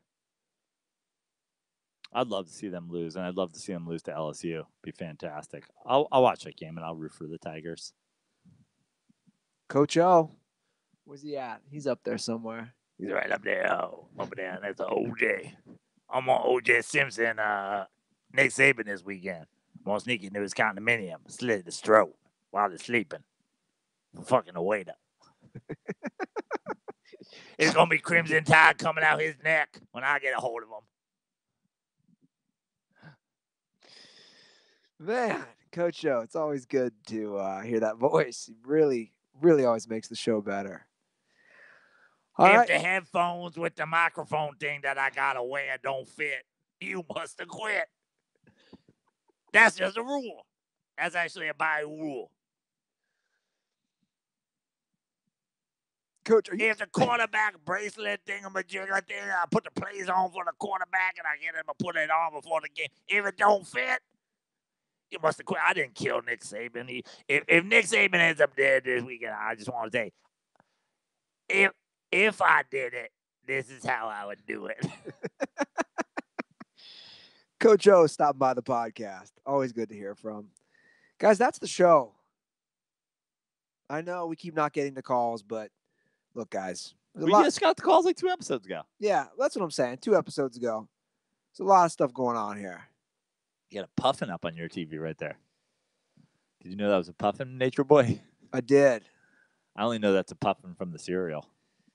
I haven't been watching nature shows. This is a new adjustment because I don't have a TV in my bed now. I've only been reading Sarno.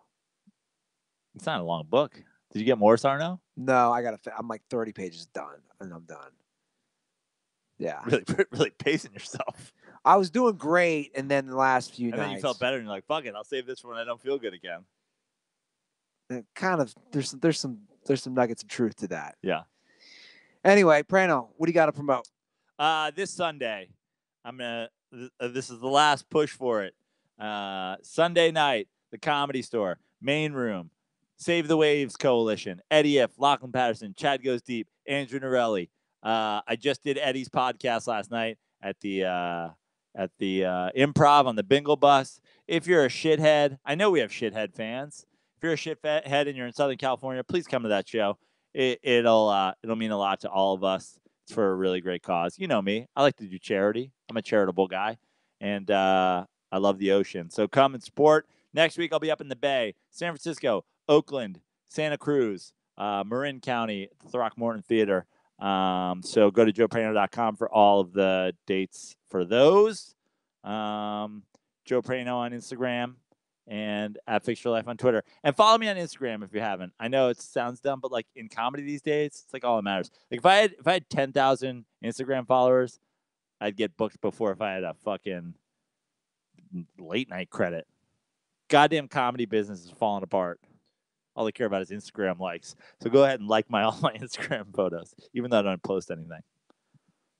Yeah. Instagram, Twitter, at Andy Ruther. Shout out to everybody who has sent me screenshots. I mailed out so many koozies the last couple days.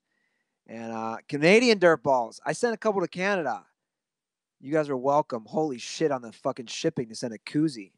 $10 to send 2 koozies. Wow. So those will be arriving in about 10 days. Anyway, dirtysports.com. And I see the iTunes reviews. Thank you. Anybody who leaves them gets a koozie. I'm going to still keep doing that. Same way with our sponsors. If you send a screenshot using our sponsors, all those links are in the description of the show. And one other thing. I just recorded my next episode of the Joe Prano podcast today. I won't tell you who the guest is, but I'll tell you this for you sports fans out there. We talk a lot of hockey. Oh, wow. A lot of hockey. Wayne Gretzky. Yeah. You had Wayne on the show? I had Wayne Gretzky on. Talked a lot of hockey. Brought up how a lot of you guys who also, for some reason, hate Colin Kaepernick, hate the NBA, love hockey. I don't know what the through line is there, but it's something. Yeah, subscribe to all the podcasts. Check them out, guys. That's all I got. dirtysports.com, YouTube. You guys know what to do. All right. I got to get this episode up on SoundCloud. Dirtballs. Have a great weekend. It's November, bitches. And most importantly, don't forget, condoms are for pussies.